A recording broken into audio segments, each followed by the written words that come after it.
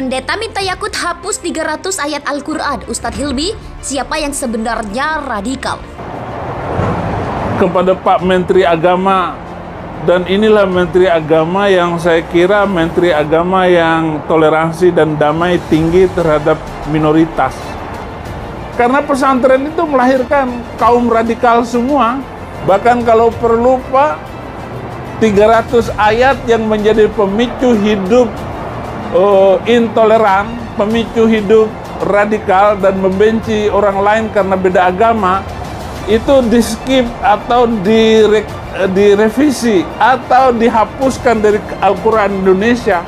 Ini sangat berbahaya sekali. Pernah ada yang memperingatkan puisi itu kepada kami, lalu kami amati dari kalimat-kalimatnya. Sebelum kita menjelaskan kalimat puisi tersebut, di situ ada hukum yang dijelaskan oleh ulama tentang hukum riddah, hukumnya orang yang murtad. Jika ada orang yang asal beragama Islam kemudian menodai dengan cara merendahkan atau mencaci Allah, Rasulnya dan agama, maka hukumnya adalah murtad. Mencaci Allah, Rasul dan agama, termasuk simbol-simbol agama, sholat, azan dan sebagainya, maka hukumnya adalah murtad. Bicara tentang kemurtadan, murtad ada dua model. Murtad biasa, ada murtad biasa, itu artinya apa? Ya dia hukumnya murtad, hilang imannya, di neraka selama-lamanya. Murtad biasa itu seperti dikatakan biasa, bukan ringan, maksudnya nanti ada murtad berat. Murtad biasa itu misalnya ada orang tiba-tiba nyembah berhala, murtad, nyembah berhala, atau dia mengatakan Allah bukan Tuhan, Nabi Muhammad bukan Nabi, itu murtad. Tapi murtad berat adalah mencaci Allah, Nabi, itu murtad berat. Sehingga murtad yang pertama tadi itu pakai istitab. Istitab itu kalau ada orang misalnya mengatakan aku tidak percaya Nabi Muhammad Nabi, dia ngomong begitu saja, maka dia keluar dari iman. Setelah itu dia diistitab, tidak boleh dipenggal langsung lehernya, diminta tobat, suruh istitab, suruh bertobat sampai kembali. Adapun yang kedua yang mencaci, karena mencaci itu urusannya menyakiti orang banyak, maka ini adalah murtad kelas berat. Sehingga sebagian ulama mengatakan nggak perlu diminta tobat, langsung saja dipenggal lehernya kalau dalam negeri Islam. Karena apa? Dia telah menodai, menyakiti hati orang, mencaci Allah, Rasul, mencaci syariat, mencaci azan, mencaci ini mencaci ini murtadnya murtad berat. Kebanyakan ulama mengatakan nggak ada tobat, nggak perlu diminta tobat, langsung saja dihukum. Tapi sebagian ulama mengatakan bahasanya sama, biarpun seperti itu kasusnya, menghinakan seperti itu, merendahkan agama, merendahkan Nabi, tetap hendaknya diminta tobat terlebih dahulu. Kalau sudah dia mau tobat, menyesal, minta ampun, maka diterima tobatnya insya Allah oleh Allah. Beristighfar banyak, bersyahadat. Cuman untuk jenis yang kedua ini, karena dia mencaci tadi, mencaci agama, biarpun sudah tobat dan insya Allah dimaafkan oleh Allah, tapi ditakzir di dunia biar orang lain. Kalau yang pertama nggak ada takzir, sudah tobat.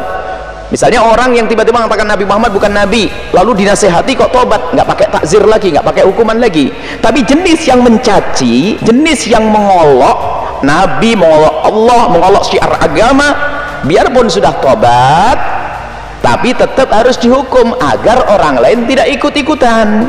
Ada takzir setelah itu. Cuman takzirnya bukan dipenggal lehernya, apakah dicambuk 100 kali di alun-alun, atau mungkin dimasukkan penjara. Takzirnya seperti itu. Jadi itu penghina agama, itu berat hukumannya bagi seorang muslim. Kalau bagi orang non muslim juga ada hukumannya. Kita bicara di wilayah kaum muslimin saja. Kemudian setelah itu ada cerita, saya itu tidak pernah dengar begitu. Kalau tidak dikasih tahu orang juga tidak tahu, didengarkan puisi, kaget saya itu dengar puisi itu. Cuman setelah itu saya mengamati umat, wong yang bersangkutan saja sudah merasa bersalah, kok ada umat yang membela. Ini lebih sakit lagi, lebih aneh lagi.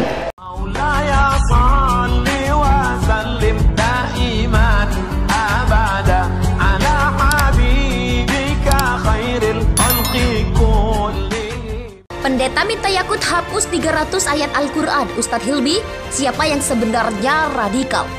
Aktivis dakwah Hilmi Firdausi menanggapi seorang pendeta yang meminta Menteri Agama Menak untuk menghapus 300 ayat Al-Quran yang ia nilai berbahaya karena mengajarkan hidup intoleran, radikal, dan membenci orang beda agama. Hilmi Firdaus menyindir bahwa terlihat sebenarnya siapa yang radikal dan ingin merusak tatanan hidup umat beragama Indonesia.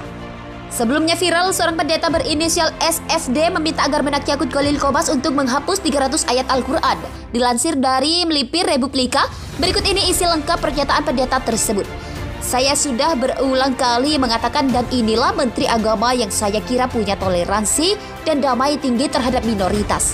Mohon maaf Pak Menteri Agama, agar situasi yang seperti ini dikondusifkan. Jangan takut dengan kadrun, Bapak punya. Bapak adalah pemerintah Menteri Jokowi. Bapak punya banyak hal. Bapak punya tentara, pakailah tentara. Bahkan Bapak punya Banser NU seluruh Indonesia yang bisa digerakkan oleh Bapak sebagai Panglima Banser. Untuk apa takut mengatakan masalah azan itu? Itu urusan Menteri Agama. Kenapa rakyat marah? Gak usah takut dan jangan mundur sedikit pun kaum kadrun.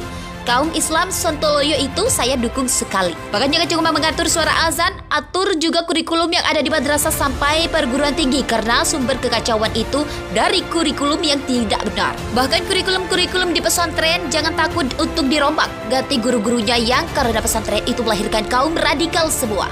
Bahkan kalau perlu 300 ayat yang menjadi hidup intoleran, hidup radikal dan membenci orang lain karena beda agama itu di-skip atau direvisi atau dihapuskan dari Al-Quran Indonesia. Itu pendeta minta Yakut hapus 300 ayat Al-Quran. Ustadz Hilmi, siapa yang sebenarnya radikal?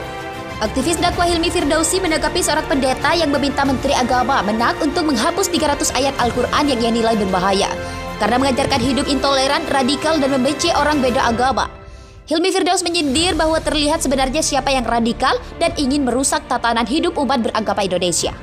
Sebelumnya viral, seorang pendeta berinisial SFD meminta agar Menak Yakut Khalil Qomas untuk menghapus 300 ayat Al-Quran.